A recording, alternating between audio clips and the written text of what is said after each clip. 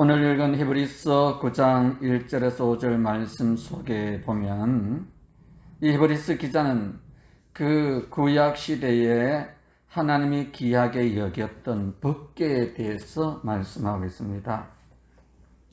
이 법궤는 이스라엘 백성들이 애굽에 400년 동안에 종살이 하다가 하나님의 은혜로 하나님은 모세를 부르시고 모세를 통해서 이스라엘 백성들을 이제 출애굽하는 그런 역사가 일어납니다. 홍해를 지나 시내산에 이르렀을 때 하나님은 모세를 부릅니다. 그러면서 모세를 부르시고 모세에게 성막을 지을 것을 말씀해 주십니다. 그러면서 성막을 짓되 성막의 성소와 지성소에 그 들어갈 물품을 말씀해 주고 있는 그 장면이 9장 1절에 나오고 있습니다. 이 법궤는 하나님의 감동된 사람들에 의해서 지음을 받았다고 출애굽기에 보면 나오는데요. 이스라엘 백성들이 광야 길을 갈 때에 법궤를 메고 제사장들이 갑니다. 그런데 법궤가 머무는 곳에 이스라엘 백성들도 함께 머물었고, 법궤를 맨 제사장들이 요단강에 들어섰을 때 요단강 물이 갈라지고 뒤따라오는 백성들도 따라왔던 것입니다. 그리고 이 법궤를 메고 여리고성을 매일 한 번 제7일째 7바퀴를 돌고 소리를 질렀을 때 여리고성이 무너졌다는 것입니다. 이렇게 또 전쟁이 일어나면 법궤를 앞서서 들고 나가면 전쟁에서 신기하게 기적같이 이기는 역사가 일어났습니다. 이처럼 법궤는 무엇이길래 이렇게 이스라엘 백성들이 소중히 여기는 그런 성물이 되었을까요? 사울왕 시대가 되었습니다. 그 당시에 블레셋 사람들이 전투를 벌였을 때 함니와 비나스가 법궤를 갖고 나갔습니다. 그런데 이 법궤를 빼앗겨 버렸어요. 빼앗긴 이 법궤, 그래서 블레셋 사람들이 이 법궤를 열고 보았습니다. 법궤 안에 무엇이 들었는가 하고 이 베스메스 사람들이 법궤를 이렇게 껑을 열었는데 그 순간에 70명이 그 자리에서 죽어버렸어요. 이 법궤 안을 아무도 볼 수 없도록 출애굽기에 하나님께서는 법궤를 만들 때 그렇게 명의하셨습니다. 그리고 다윗 왕 시대에 빼앗겼던 법궤를 다윗성에 메고 올려 했을 때에 소들이 띠므로 법궤가 흔들흔들하니까 법궤를 잡는 순간에 우사가 그 자리에서 죽었어요.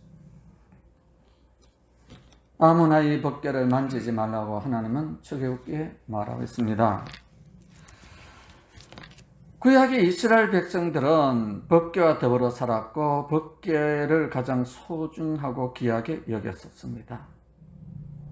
그래서 이 법궤를 만들 때에 어떻게 만들었냐면 히브리서 9장 1절에 보시면 첫 언약에도 섬기는 예법과 세상에 속한 성소가 있더라. 성소. 예비한 첫 장막이 있고 그 안에 등잔대와 상과 진설병이 있으니 이는 성소라. 성소 안에는 등잔대와 상과 진설병이 놓여져 있다는 것입니다. 그리고 성소를 지나면 둘째 휘장 뒤에 있는 장막을 지성소라 일컫나니 지성소가 나옵니다. 지성소 안에는 무엇이 있냐면 4절에 보니까 금향료와 사면을 금으로 싼 언약궤가 있고 그 안에 만나를 담은 금 항아리와 아론의 쌍난 지팡이와 언약의 돌판들이 있다. 지성소 안에 사면으로 금으로 싼 언약궤가 있다는 거예요. 그리고 그 안에 그 사면으로 금으로 싼 그 언약궤, 이 법궤를 말해요. 법궤를 언약궤라 하기도 하고 증거궤라 또 하기도 하고 이렇게 히브리서 기자는 언약궤라고 말했어요. 그 법궤 안에는 무엇이 있냐면 만나를 담은 금 항아리와 만나를 담은 금 항아리겠다. 그리고 아론의 쌍난 지팡이와 언약의 돌판들이 있고 그 위에 속죄소를 덮는 영광의 그릇들이 있으니 이것들에 관하여는 이제 낱낱이 말할 수 없노라 말하고 있습니다.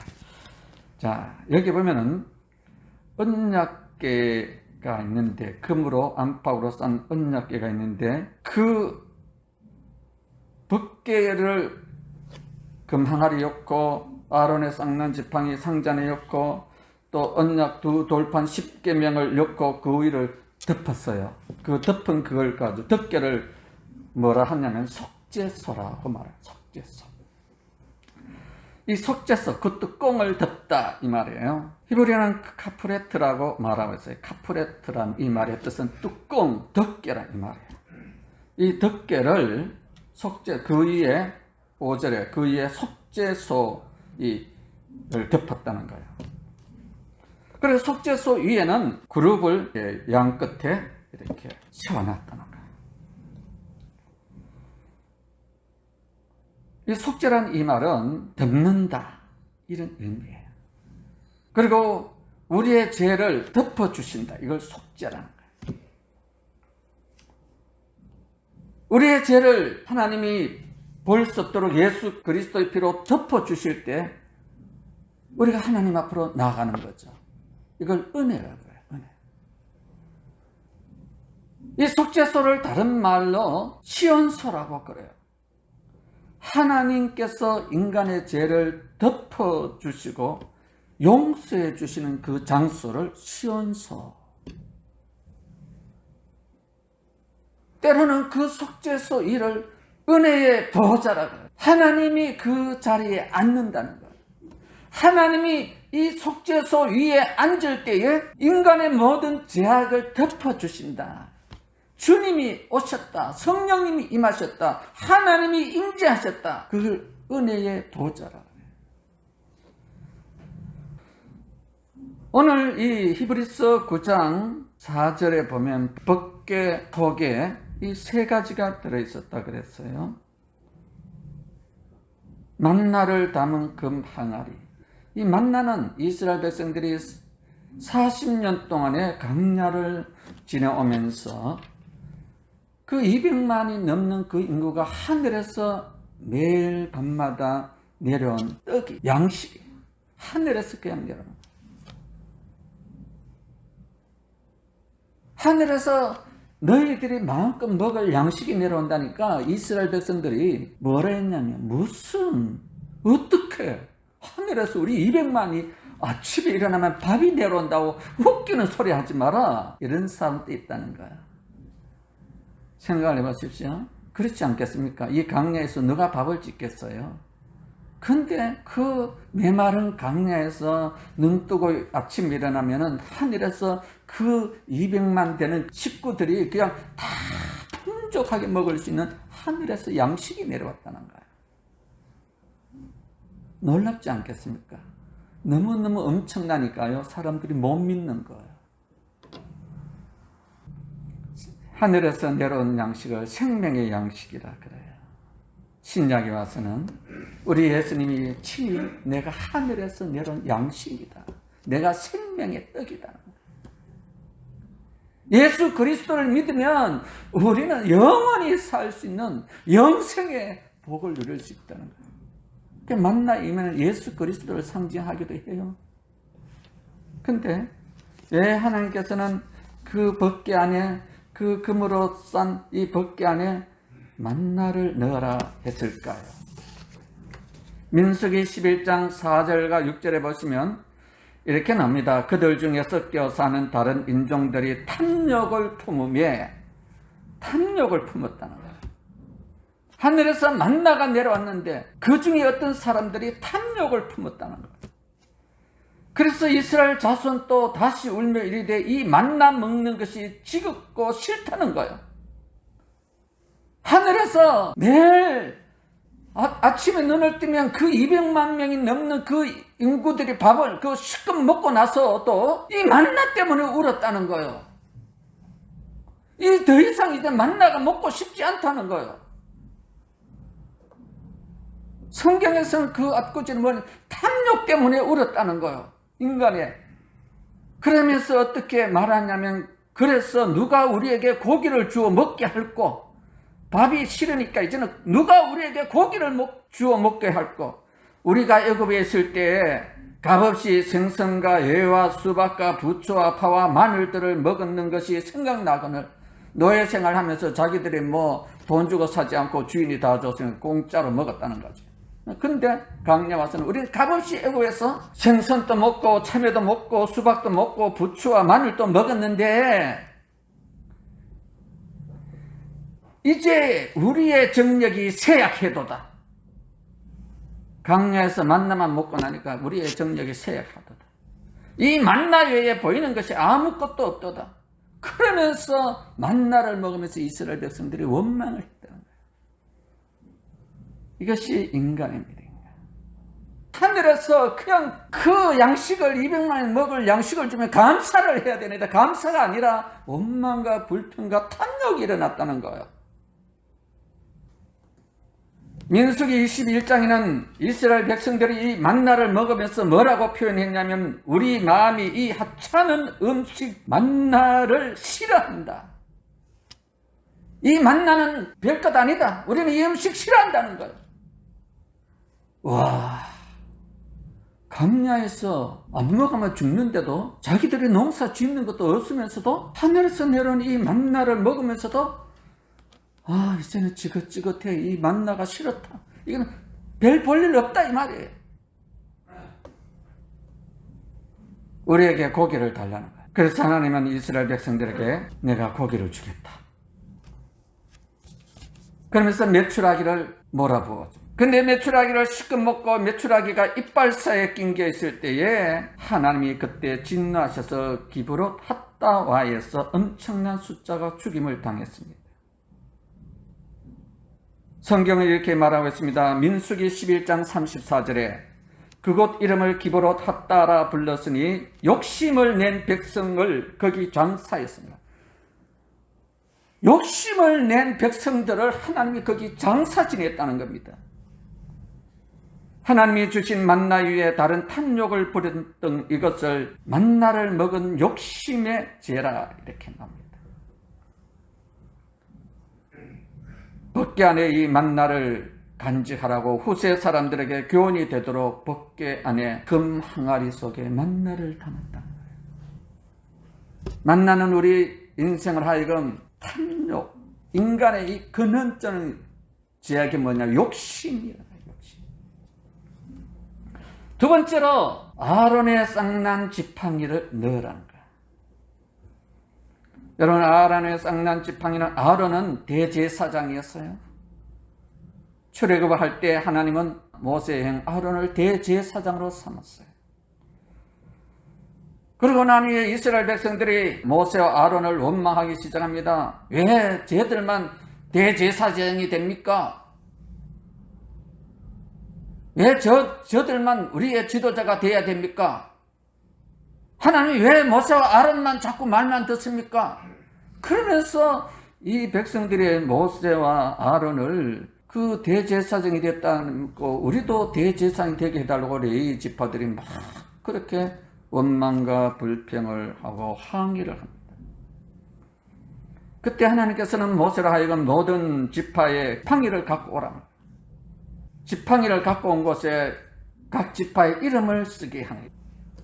그 다음날 보니까 아론의 지팡이에 밤새 새순이 돋고 꽃이 피고 밤사이에 살구 열매가 맺힌다.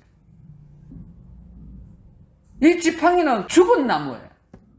죽은 나무에 하룻밤 사이에 싹이 나고 가지가 나와서 그리고 꽃이 피고 열매가 맺는다는 것은요, 기적이에요. 이것은 곧 죽은 나무에 꽃 피고 열매 맺는다는 것은 부활을 상징한다는 거죠. 죽은 나무에 다시 생기가 돈다. 부활이죠. 예수 그리스도를 상징한다는 거지. 오늘 우리 그리스도인들이 예수를 믿으면 누구나 다 죽은 나무에 꽃 피고 다시 생기가 돌고 열매가 맺히듯이 다시 사는, 영원히 산다는 이 상징이기도 합니다. 이건 하나님이 하시지 않으면 되지 않는 것, 이걸 기적이라 그러잖아요. 민수기 17장 10절에 보시면 하나님이 이렇게 말해요. 왜 법궤 안에 아론의 쌍난 지팡이를 열어 하냐면 인간들의 원망을 본때를 보여주겠다는 거예요. 그러면서 그 원망했던 그 사람들을 하나님이 하루아침에 성장을 만들어버려요. 그리고 아론의 쌍난 지팡이를 연하라는 거예요. 벗게 하네. 이것은 우리 인간의 서로 높아지려고 하는 욕망, 교만, 하나님의 권위에 대한 그런 교훈을 삼기 위해서 그 연했던 것을 볼 수가 있습니다.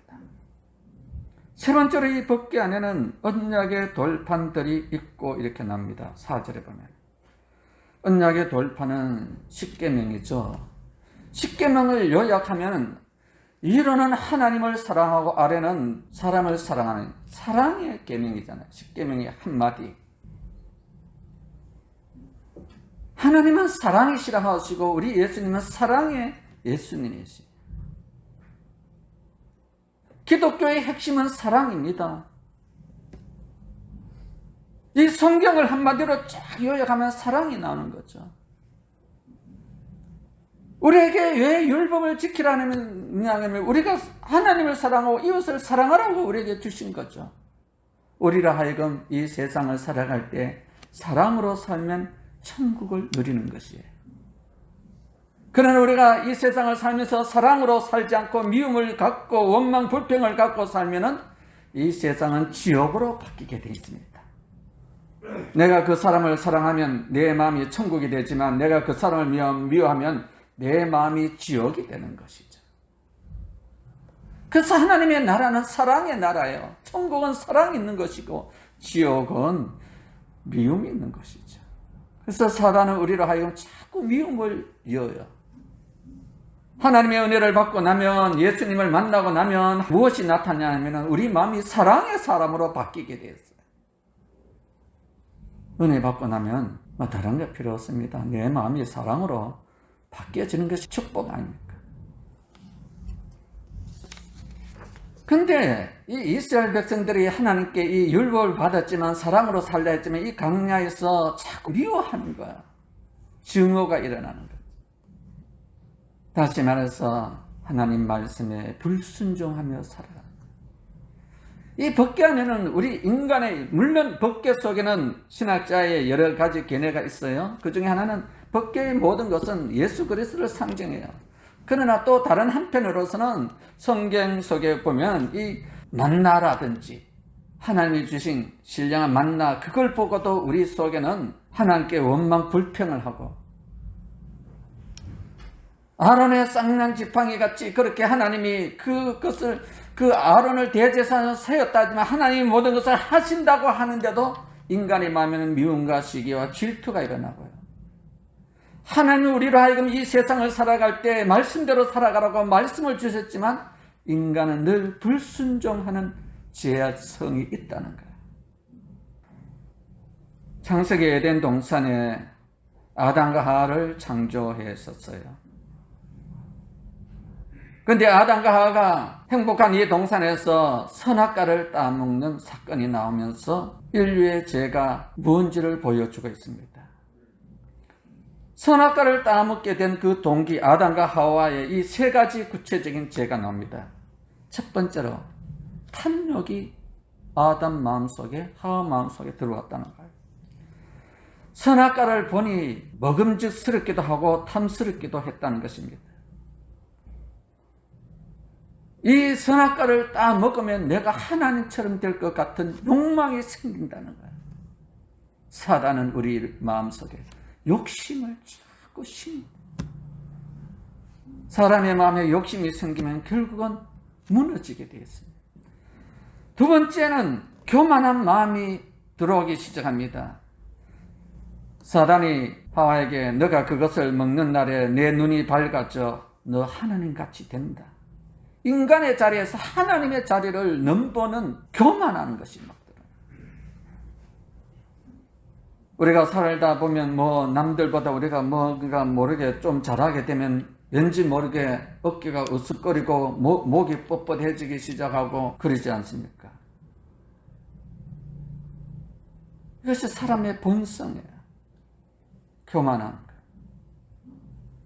그래서 사단은 우리의 가장 연약한 아무것도 아닌 것 같지만 사단은 우리로 하여금 자꾸 교만한 것을 심어요. 세 번째로 선악과를 따먹지 말라고 하셨는데 하나님이 아담에게 분명하게 먹지 말라는 최초의 법을 세워놨어요. 그런데 아담과 하와가 그 법을 어겨버립니다. 하나님 말씀에 불순종합니다. 사단의 말에 더 솔깃해지는 거죠. 우리에게 하나님은 십계명이란 사랑의 이 법을 주셨지만 정말 우리가 사랑하며 살아가야 되는데 사랑하기보다는 어느 날 갑자기 뒤돌아보면 내 마음에 미움이 들어오고 하나님 말씀대로 살려고 발버둥 쳐보지만 어느 날 가보면 하나님 말씀과 동떨어진 그런 삶을 살아가게 된다는 거예요. 그래서 법궤 속에는 물론 예수 그리스도를 상징하고 있지만 이 속에는 우리 인간의 죄성이 담겨져 있는 거예요. 히브리서 9장 5절에는 이 법궤를 금으로 해가지고 덮으라는 거예요. 법궤를 만들 때는 아카시아 나무로 만들어서 그리고 뚜껑을 덮을 때는 금으로 만들어서 덮으라는 거예요. 이걸 속죄소, 뚜껑을 덮었다고 하는 그 반대기를, 금판을 속죄소라고 말하고 있습니다. 그리고 이 속죄소를 시온소라고 말하기도 하고, 다시 말해서 이 법궤 속에 예수 그리스도 안에 우리의 인간의 모든 것을 다 덮었다는 거예요. 하나님이 볼 수 없도록 그 금으로 덮은 그곳에 하나님이 오시겠다는 거예요. 그래서 은혜의 보호자라는 것이죠. 법궤 속에 무엇이 담겼길래 뚜껑을 여러 번 베스메스 사람들이 70명이 죽었을까요? 그 뚜껑을 열어보는 순간에 인간의 죄성이 보인다. 그래서 하나님께서는 우리의 죄성을 보지 말라고 덮어버려요. 그런데 사단은 우리로 하여금 자꾸 다른 사람의 허물을 보려고 해요. 하나님의 은혜는 우리로 하여금 그 상대방의 허물을 덮어주라는 거예요. 사랑은 모든 허물을 덮느니라고 말하고 있습니다. 예수 그리스도의 십자가에서 죽으심의 그 보혈의 피는 우리의 죄를 덮어주셨어요. 하나님도 볼 수 없도록 우리의 죄를 덮어주셨어요. 하나님이 그 예수 그리스도의 피로 덮어진 그곳에 하나님이 우리 안으로 오신다는 것. 5절에 보면 그 위에 속죄소를 덮는 영광의 그룹들이 있으니 이것들에 관하여 이제 낱낱이 말을 할 수 없다. 이 정말로 법궤에 대해서는, 하나님의 영광에 대해서는 이 히브리서 기자는 너무 무궁무진하기 때문에, 이 하나님의 은혜에 너무 무궁무진하기 때문에 말할 수 없을 정도라는 거예요. 십자가의 그 은혜가 너무너무 무궁하기 때문에, 예수 그리스도의 피 속에는 너무 엄청난 속이 담겨져 있기 때문에 사람의 말로는 다 그 은혜를 풀이할 수 없다는 거예요. 하나님의 사랑은 너무 엄청나기 때문에 그 사랑을 어찌 다 말할 수 있냐는 거예요. 그래서 인간의 본성을 하나님은 은혜로 덮어주죠. 그래서 은혜의 보호자. 사랑하시는 성도 여러분, 속죄소, 법궤를 덮는 이 뚜껑을 속죄소라고 그러잖아요. 내 죄를 다 용서해 줍니다. 그리고 하나님이 그 자리에 오시겠다고 말하고 있어요. 죄 많은 우리의 인생을 예수 그리스도 안에서, 예수 그리스도의 흘리신 그 보혈 피로 우리의 모든 죄성을 다 덮으시고, 그리고 그 위에 지성소에는 주님이 임재하시는 것, 하나님께서 임재하시는 것, 은혜의 보호자가 되는 거죠. 그래서 지성소 안에 들어가서 하나님의 은혜를 만나고 나오면 모든 죄 문제가 해결을 받고 모든 문제가 해결을 받았다는 거예요. 하나님이 내려오셔서 우리 인생과 함께 하심을 상징하는 것이 바로 법궤요, 언약궤요, 속죄소요, 시온소라는 것입니다. 다시 말해서 우리 인생은 하나님의 은혜로 살아간다는 거예요. 하나님의 은혜가 아니면 우리는 살아갈 수가 없다는 것이죠. 우리의 허물을 예수 그리스도의 피로 덮어주시니 사는 겁니다. 우리의 죄성을 다 예수의 피로 덮어주시니 우리가 믿음으로 천국을 가는 것입니다. 우리의 속을 다 드러내면은 우리가 어디에 설 수 있겠어요? 하나님 앞에 설 수가 없는 인생입니다. 베스메스 사람들처럼 그 속에 무엇이 있냐고 보는 순간에 다 죽는 거예요. 이런 인간의 죄성을 예수 그리스도를 통해서 덮어주신다. 이게 속죄소 뚜껑을 말씀하고 있는 것입니다. 그리고 그 속죄소 위에 하나님이 앉아 계시겠다는 거예요. 아무도 하나님이 앉아 있는 그 자리를 누가 열 수 있겠냐 이 말이에요. 이 땅에 오셔서 예수님은 우리 마음속에 들어오셨는데 누가 우리를 정죄하리요? 예수 그리스도께서 우리의 심령에 죄 많은 내 영혼을 십자가의 피로 덮어주시고 하나님이 내 심령 위에 계시니 악한 원수 사탄 마귀가 한결 났다 7개월 도망간다는 의미 아닙니까? 그래서 법궤를 들고 나가면 메고 나가면 전쟁에서도 승리하고 법궤를 메고 나가니 요단강을 밟으니 요단강도 갈라지는 거고 법궤를 메고 여리고성을 도니 그 하나님의 권능 앞에 그 인간이 쌓은 난공불량한 그 성도 무너진다는 것이죠. 오늘 우리의 인생 누구나 다 탐욕 있고 욕심 있고 교만하지 않겠습니까?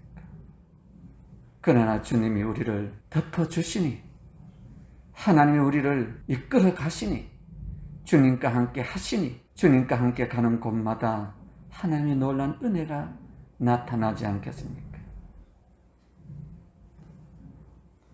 허물 많고 죄 많은 우리의 영혼에 주님이 오셔서 우리를 덮어주시고 하나님이 오늘 또 우리 위에 계시니 앉아 계시니 얼마나 복된 인생이냐 이 말이에요.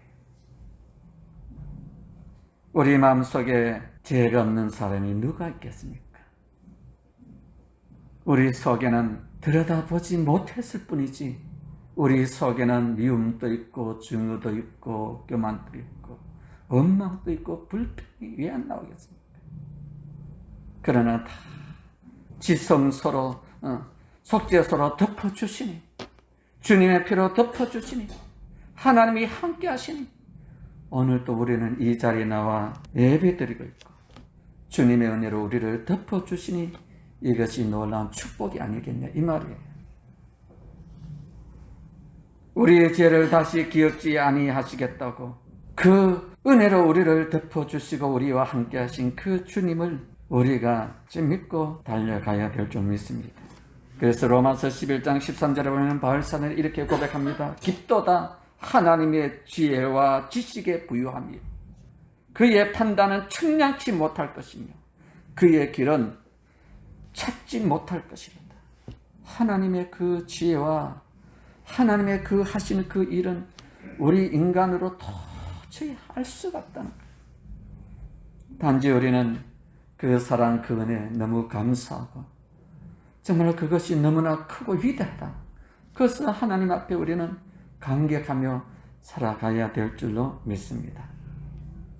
오늘 우리 마음속에 모든 죄를 용서해 주시고 또 덮어주시는 그 예수 그리스도의 그 사랑의 은혜가 강물처럼 흘러가고 하나님 아버지께서 속죄소 위에 임재하신 것처럼 우리와 함께하는 그런 임마누엘의 축복이 지금으로부터 영원토록 함께하기를 주의 이름으로 축원드립니다.